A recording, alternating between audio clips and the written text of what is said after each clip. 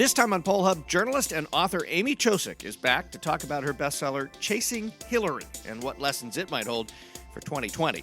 Back in 2016, you might remember Clinton kept screaming about the Russians, but the media seemed more interested in her emails. Well, was she right?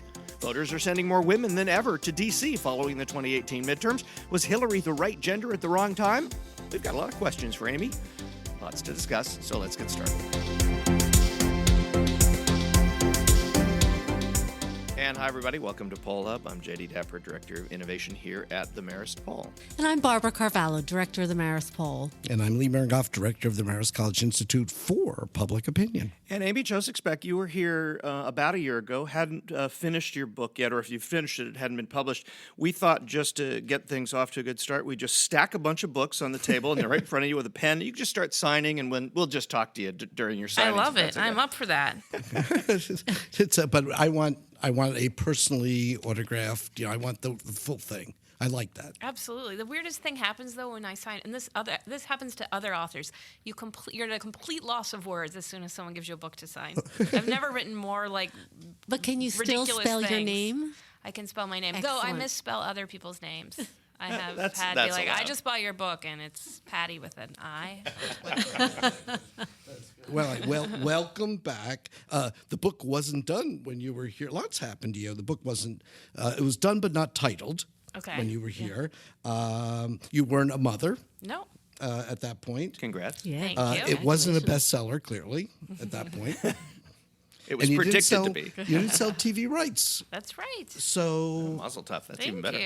Wow. and more importantly, you hadn't gone to the midfield 50-yard line at University of Texas that was to fun. do the alumni award. That's right. I was headed to do that. And did you know where the 50-yard? I know you weren't a football person. Did you know where the 50-yard line was? I could figure the 50-yard line out. Yeah. Good experience. It was so fun, yes. It was an especially cool experience with my husband who grew up in Ireland and has no idea about American college football, especially Texas. Especially the college. Longhorns, yeah. Yeah. So he was quite amazed. I think it was 100,000 people. It was the KU game, and wow. Texas ended up winning. And we got to sit in the president's box, which had all of these Texas political elites. George P. Bush was there, and some top Democrats and Republicans. It was a mix of interesting Texans. And they won. More importantly. And they won, Texas which won. was rare that And season. our mutual friend Mark Murray was probably thrilled by that Yes. from NBC. Exactly. So, okay. So, with all that's been going on with the Mueller investigation and Donald Trump, and I was watching some video someone tweeted, and it had Hillary Clinton talking about 8 days before the campaign. And she was talking about pretty much what we've been observing with the investigation since. And she kind of nailed it. And the complaint during the campaign was too much attention on the emails from the media, not enough on Russia. Was she being prophetic here? Do you get a mulligan if you got one? What would you do differently, if anything? Well, I think there's a couple things in your question. I think their complaint was too much about her private email server, which is separate from the WikiLeaks hacking into John Podesta's email. So just to keep those things separate. Obviously, the private server was this slow burn that started before she even declared her candidacy, and that I'd say both had a fault in the media's kind of voracious appetite for anything related to the private email server, and her campaign and her own sort of inability to get around the story and get past the story, both because her answers kept shifting and because she just didn't want to talk about it and thought she could kind of plow through and just couldn't. And so I think that was one part. The second part of your question about the WikiLeaks, and I have a chapter devoted to this topic called How I Became an Unwitting Agent of Russian Intelligence. It's based on a story that my colleagues in Washington wrote that they won a Pulitzer for, about how the Russians had pulled, this ran about a month after the election, how the Russians had pulled off the perfect hack to influence our elections, and part of that was turning political reporters, including those of the Times, into unwitting agents of Russian intelligence. So that line definitely stung and stayed with me. Look, I think we didn't know as much as we know now. There was a certain aspect of Cassandra politics and Hillary talking so much about the Russians and trying to get that to break through at the time. But the fact is we just didn't have as much information as we do now. The other question I think that newsrooms are grappling with is kind of how do we cover these hacks moving forward. I don't think the source that you receive the information shouldn't matter if it's information relevant to voters. I mean, we've used stolen documents, leaked documents to break the biggest stories in American politics. And so some of the things that came out in her emails, for instance, the content of her Goldman Sachs speeches that that actually revealed, I think, her thinking on a lot of these big issues and that she refused to release. You know, you're not going to withhold that from voters because of the nefarious source that it came from. But that said, I think that we could have covered, and I'm not talking about we, the New York Times, but we, the collective media, I think could have done less on the kind of salacious, infighting, gossipy things that actually do not inform voters. And also, I think we could have been more straightforward kind of in the second or third paragraph about where these materials came from. I think that's sort of the dialogue we have to have with readers, the transparency that readers want to read, and just kind of knowing where, you know, these emails were obtained through Russian hackers, you know, who are determined to help Donald Trump's presidency or whatever it is. Just be very straightforward, I think, with the source, and that will help hopefully bond kind of trust down the road. I mean, the North Korea. Remember a few years back when the North Koreans hacked Sony after a movie they didn't like? The Times' position was that we will cover the hack because it's this fascinating geopolitical crisis, but we will not write about the salacious details of Sony executives. So that was sort of the standard in a business story, and so it'll be interesting to see how that applies to politics, because I do think we'll see these hacks moving forward. Sorry, that was a long answer. No, but the sun hasn't set on topic, that. No, it is.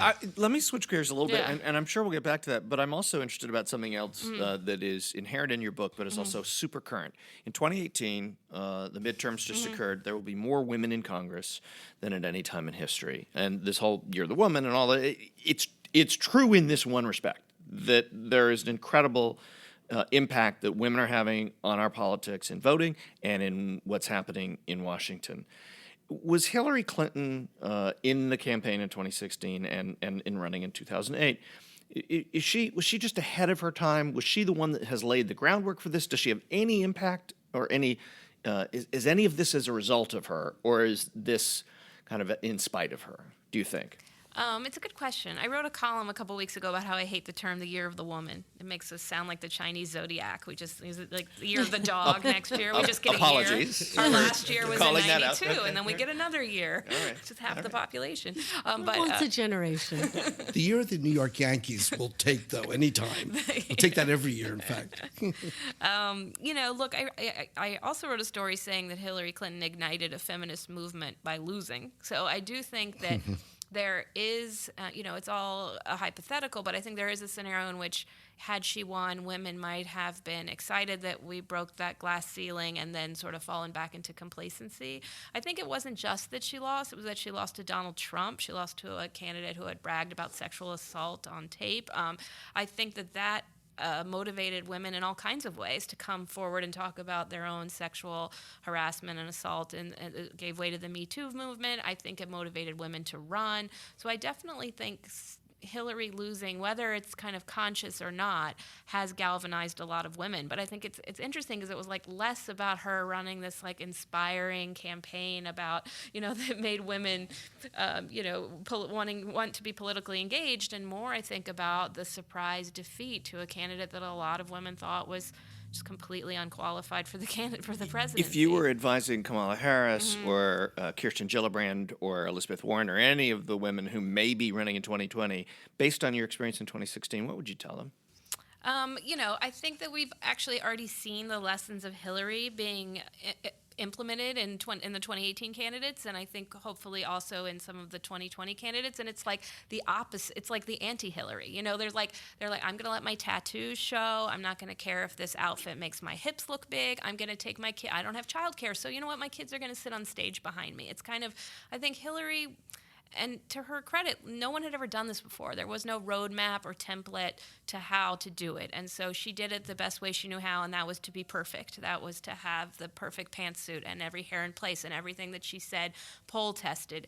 And And I think that there's been sort of people have learned that maybe you don't have to. Maybe being authentic and being real and coming across as human is more important than making sure that you're, are so prepared and perfect. And I think we are seeing that a little. I'm not sure about the candidates you named. Elizabeth Warren is a little bit more of that. Just she is who she is. Yeah. No, I've just named them because there are three that came to mind, but certainly there will be women running in 2020, almost certainly. And it sounds a like record number, it certainly sounds like You missed the winner.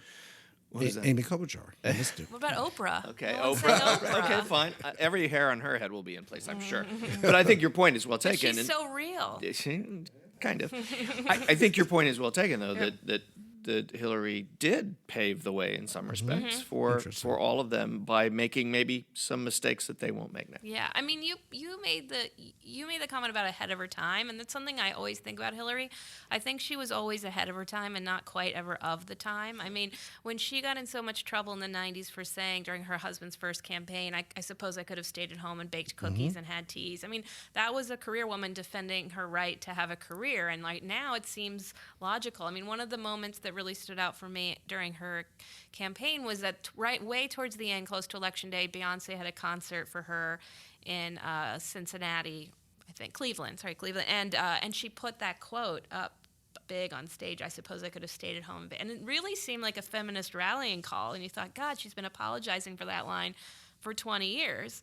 And so I think there's a lot of examples of Hillary just sort of never, always being ahead of her time and never quite of it. And she never puts the bad stuff away totally. It always lasts. But Well, how about as a journalist? You do talk about that politics is sometimes a boys' club, and particularly in the Hillary campaign, you talk about the guys. Do you think that has changed at all, and that those women who will be following candidates in 2020 will have a different experience than you did in 2016?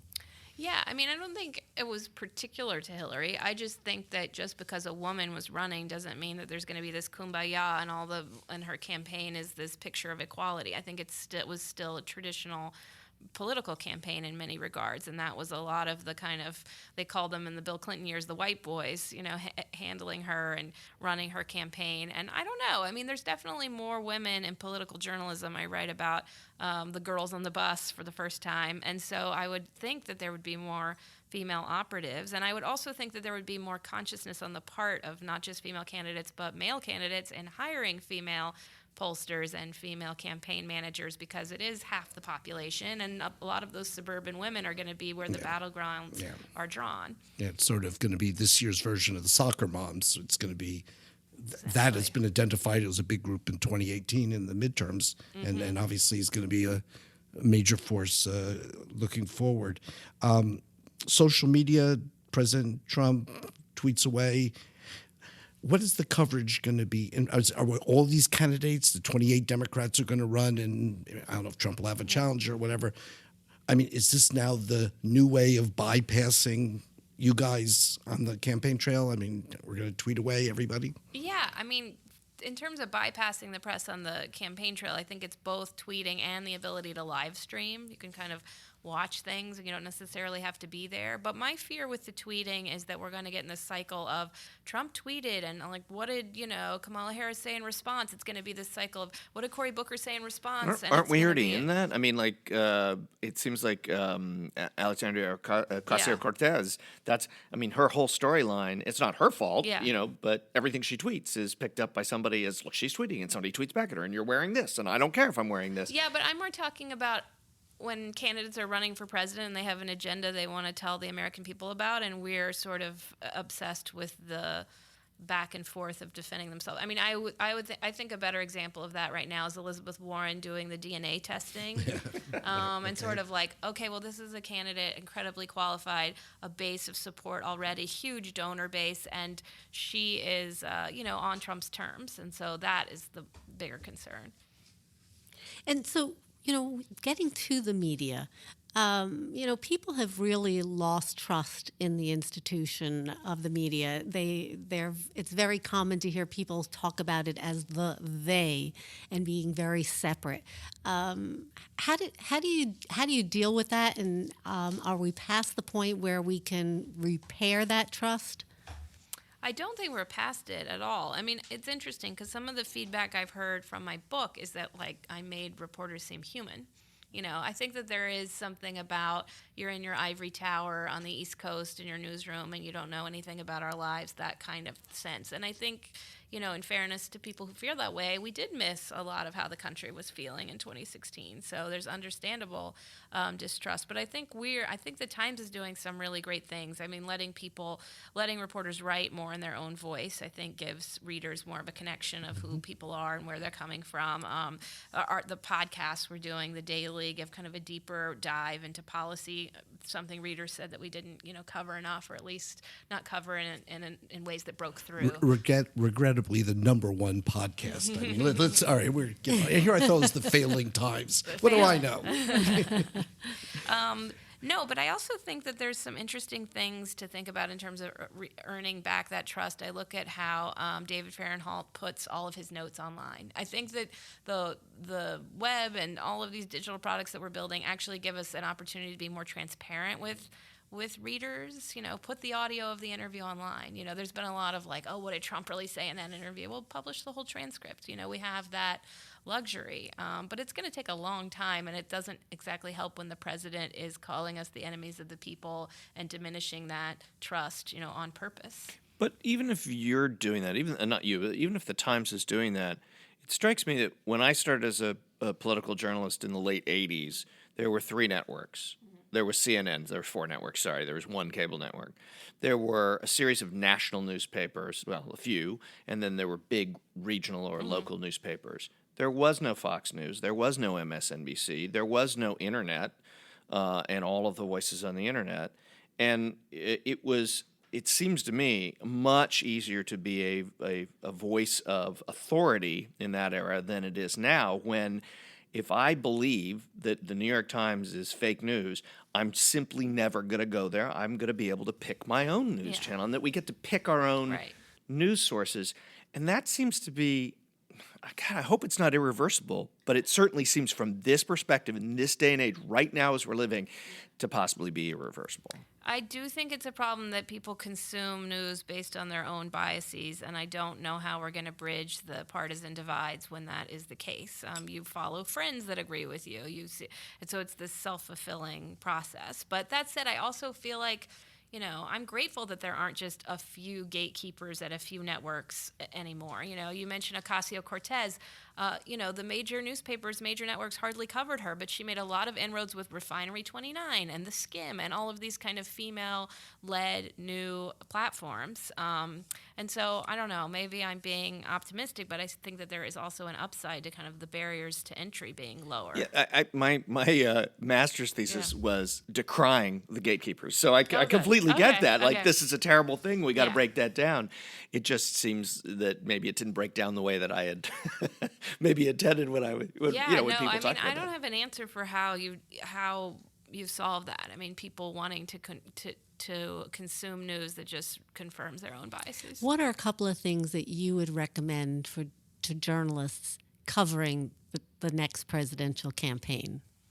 Well, I mean, the first thing is to get out in the country. There's a lot between Twitter and live streaming and cable news, showing the whole Trump speech. There's a sense that I can be in the newsroom or in New York or Washington and, like, what's the point? But I think getting out in the country and not just, like, dropping in, but really, I mean, my colleague Trip Gabriel lived in Iowa for a year ahead of the caucuses. I'm not saying everyone has to do that, but, part of the beauty of covering a campaign is getting to know the country and talking to people. I think we're way too focused on trying to get the little scooplet out of some operatives and calling the same kind of circle of people who are also going on CNN and MSNBC and kind of impressing our friends with the tweet that is, by the way, Twitter is like an echo chamber. It doesn't drive traffic. It doesn't reflect who's reading our stories. It's journalists and operatives congratulating or criticizing each other.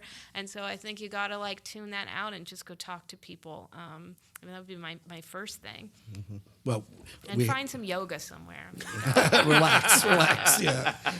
Well, the book is. I read it, word for word during Thanksgiving. I really enjoyed it. Did have turkey, broke for the turkey, and then went back to the book. Thanks. I love that. And I do know some of the people who you talk about in the book, and you capture them in a very, very real way. Thanks. Warts and all sometimes, but what they, as I know them. Okay, so we do have a group of students downstairs waiting. That will be our dinner and the seminar, and we're just thrilled that you're going to meet with them as you did last year. But I wanted to ask you one thing about the book before we break, and that is, I liked it all until the last 6 words, and I want you to. So it was going good. It really was going. I don't know how many words are in the book. How many words was in the book? It was probably 140,000 words. Okay, so Like so 130. six is We do is polling, not and bad. 6 out of 140,000 is It's we an wouldn't outlier. even measure Maybe it. it's an outlier. But anyway, So so what do you you go got? through in the end of the book. Are you going to do a spoiler? I guess people know how the story ends. Boy, I hadn't thought of that. No, I think I'm No, okay. there's no spoiler I'm alert. sorry, kid. She doesn't win. She gets the popular vote. Right. No, okay, I got that. Okay. The Russians. Yeah. We got that. Okay, so you go through and you talk about things you understand at the end of the book, and things in taught what she taught and all this stuff, and what things in your life, in your marriage, your career, gender, whatever. Yep. Okay, and then you get to the last sentence. Blah, blah, blah, gender. Blah blah blah. Whole book. Okay. Okay, well, I didn't want to read the book because that would take too much. I did that. It took 40 hours. Really? You did an audio book Yeah. on it? Yeah, okay. All right. So then you say the penultimate sentence is, Hillary taught me all of that. Okay. Good. End of story. No. So what if she hated me?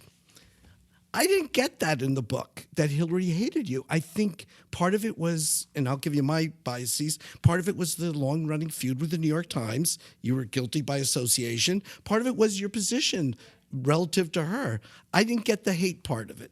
Yeah, but the whole book is like my psychic struggle with the fact that this woman I spend my whole life thinking about, who thinks about me never, also hates me. And I don't think it was personal either. Like, I don't think she thought about me enough to hate me. But I do think, as you said, me being in that position as the lead reporter for the New York Times, came with it an incredible amount of toxicity that I really wrestled with. All right, so am I okay then? If the hate thing was kind of not as strong as... It's her book. She can write what she wants. Yeah, that's true also, You don't I have to guess. like it. I don't. Well, I felt bad at that point. You liked all but the last 6 words. That's pretty good. If He I'm liked on all your but podcast, you do have to like he it. liked all but the last 6 words. I think you're safe.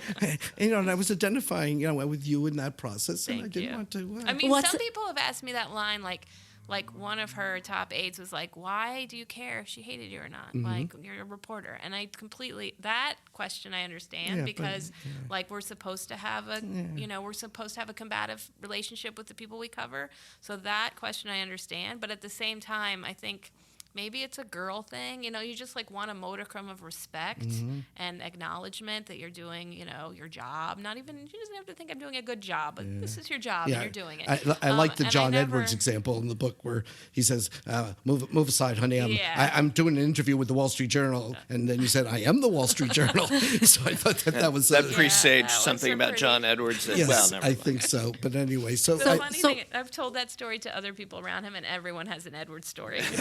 Let me tell you my Edward story. I'm afraid. And what's next? Well, I'm back at the Times. I'm a writer at large.